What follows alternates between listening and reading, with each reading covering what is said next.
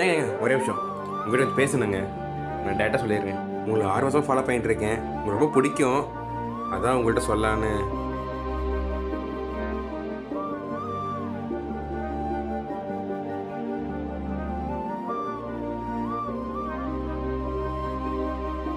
ஏய், எதுக்கு அவன்கிட்ட வாய் பேச முடியாது காது கேட்காதுன்னு போய் சொன்னேன்?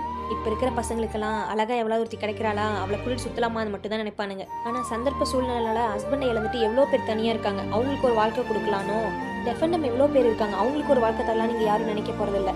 இப்போ நம்ம இப்படி சொல்லிட்டோம்ல, நாளைக்கு பாரு பைபிளில் வரவே மாட்டான். நீ வா நம்ம போகலாம். நான் சொன்னேன்ல, நான் சொன்ன மாதிரியே ஆள் வரல பத்தியா? நீ சொன்னது கரெக்டு தான்.